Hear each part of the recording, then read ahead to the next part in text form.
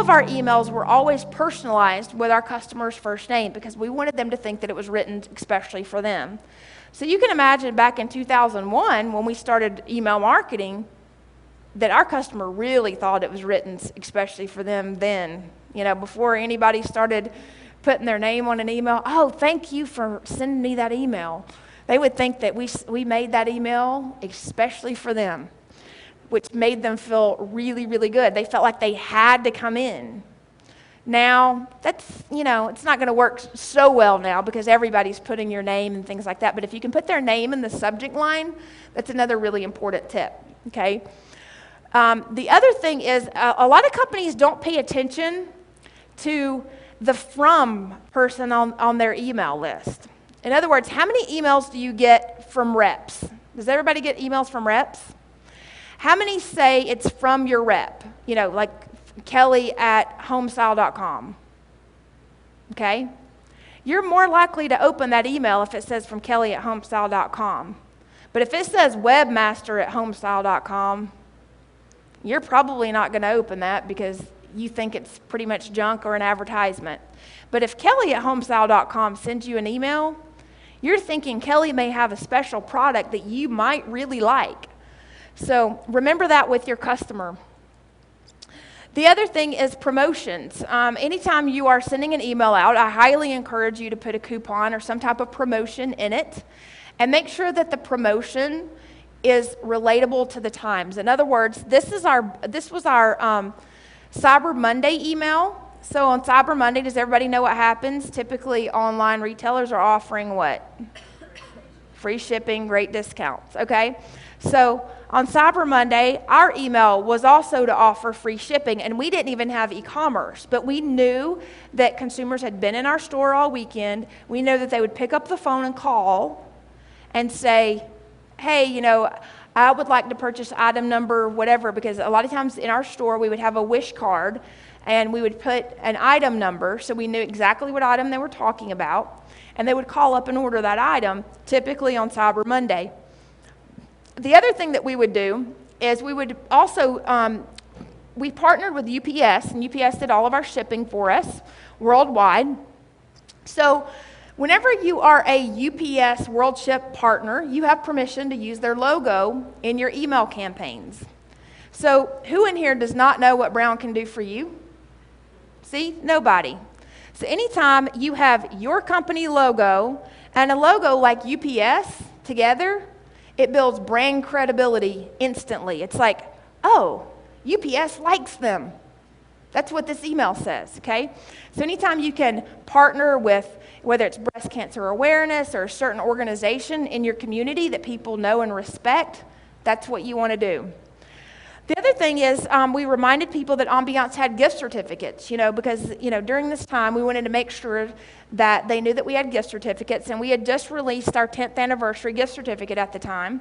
So we wanted to make sure that our consumer knew that we had this new gift certificate, and we actually offered a gift certificate sale.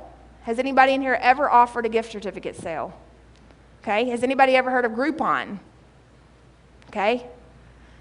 Groupon is basically a coupon that's purchased in mass groups, and the coupon typically is 50% off a service or 50% off of a product. Well, you can do the same thing in your store by letting your customers know, hey, we're going to do a Groupon. But guess what the best part about it is? You don't have to give Groupon 50% of those sales. You can do it yourself, okay?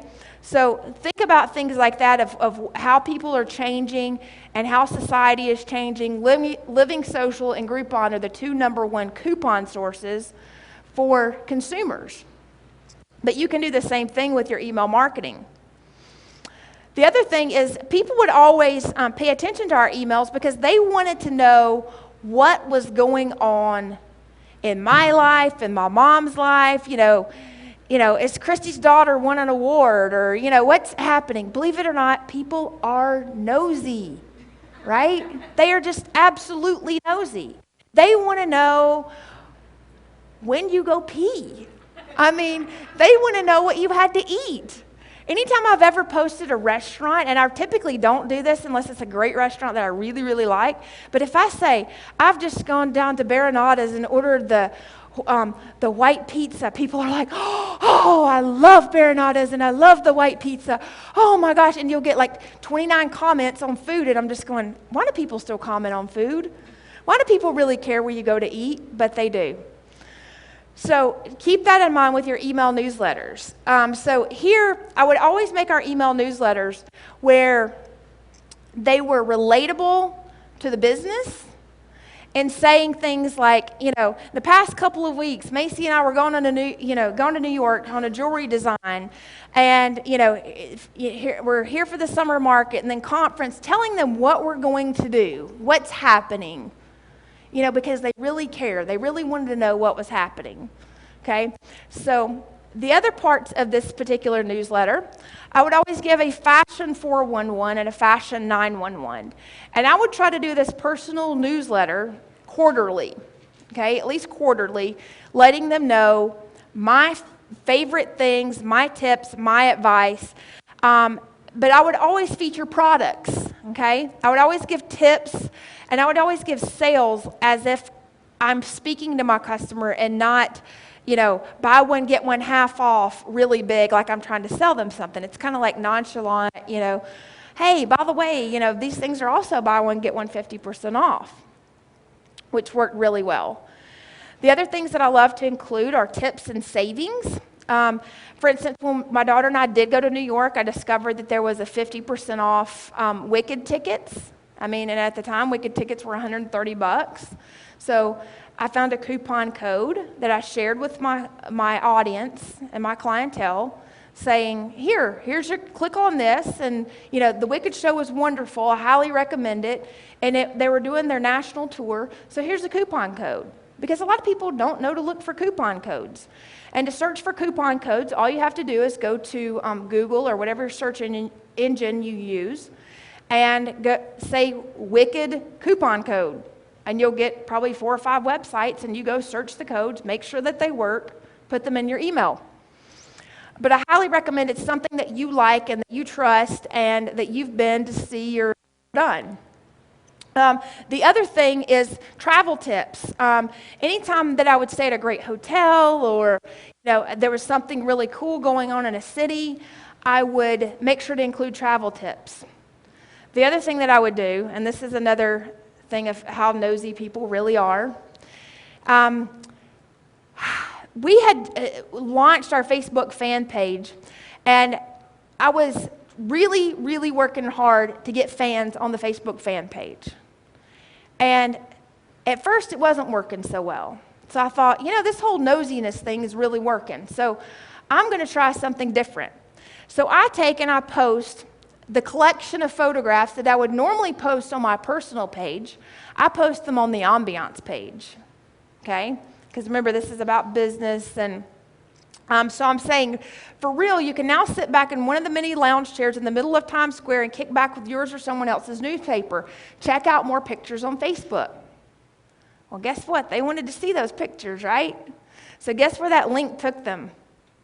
To the Ambiance Facebook fan page. So click, boom, they're right in the album. And it also gave them a chance to like our Facebook fan page. And we noticed our fan base start to go up, really, really quick, because it was actually getting people there because we were putting something on there that they really wanted to know. So if you have something or somebody in your company that is going to be with you for a really long time, and they're somewhat entertaining, put them out there, have them be the face of your company, because that's what's going to really make you successful on social media as well.